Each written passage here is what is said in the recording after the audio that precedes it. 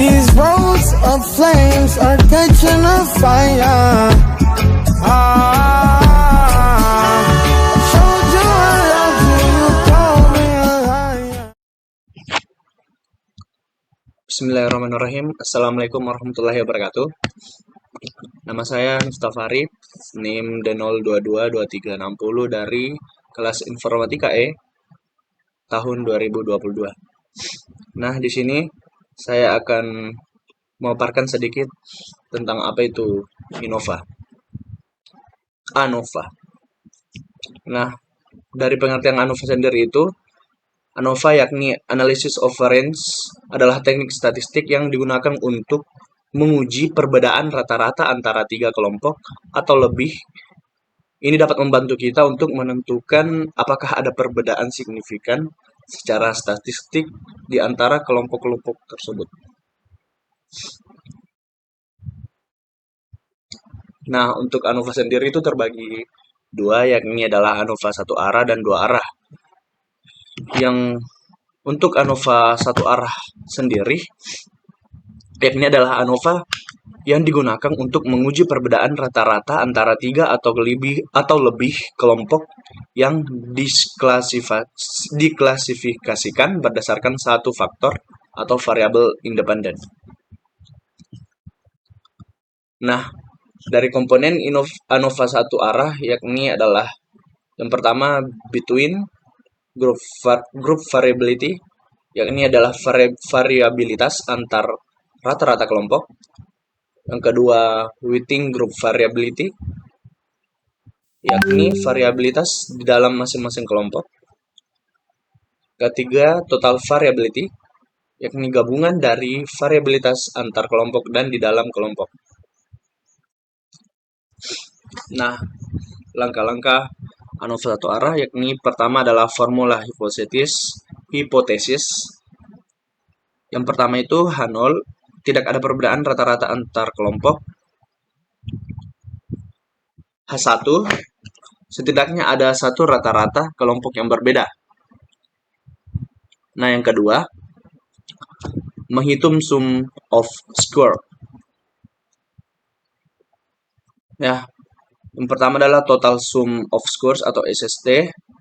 Rumusnya sudah tertera di gambar. Nah, yang kedua, between group sum of squares atau SSB. Ketiga, within group sum of squares.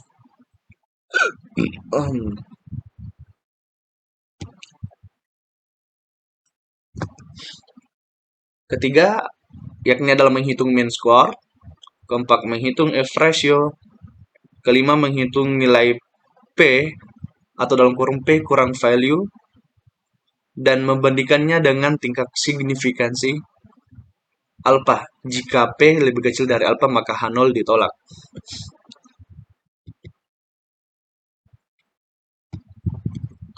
Interpretasi. Jika F ratio signifikan, berarti ada perbedaan yang signifikan antara rata-rata setidaknya satu kelompok dengan kelompok lainnya.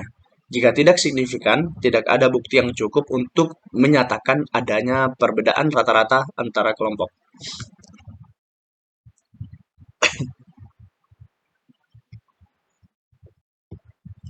Nah, kita beralih ke pengertian ANOVA dua arah. ANOVA dua arah digunakan untuk menguji pengaruh dua faktor atau variabel independen terhadap satu variabel dependen, serta interaksi antara kedua faktor tersebut. Ini memungkinkan untuk melihat efek utama dari setiap faktor dan interaksi di antara mereka.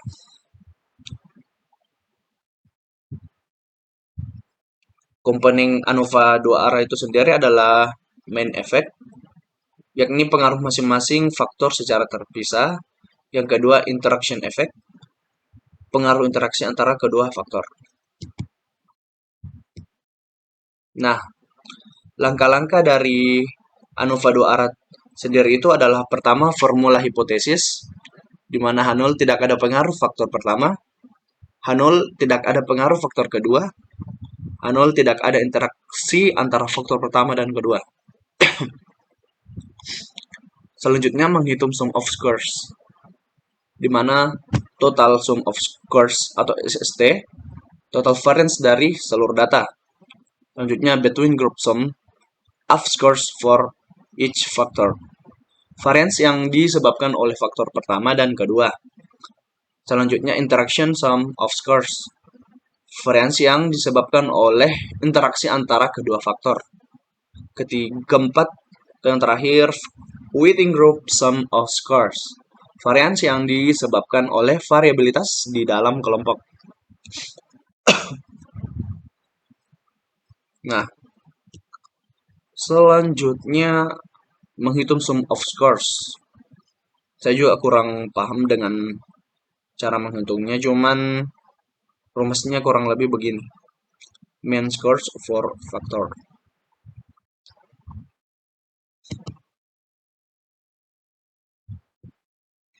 Yang terakhir adalah menentukan nilai P kurang value.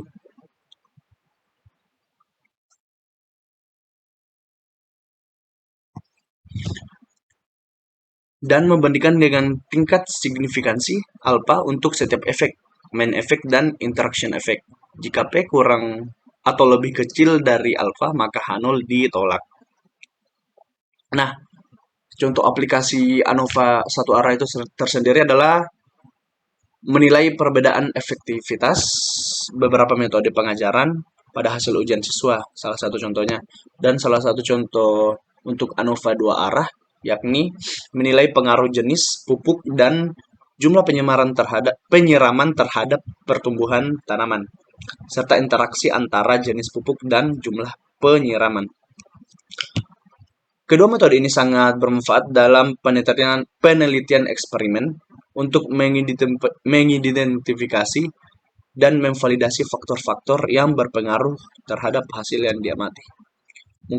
Mungkin cuma itu yang bisa saya sampaikan. Lebih dan kurangnya mohon dimaafkan.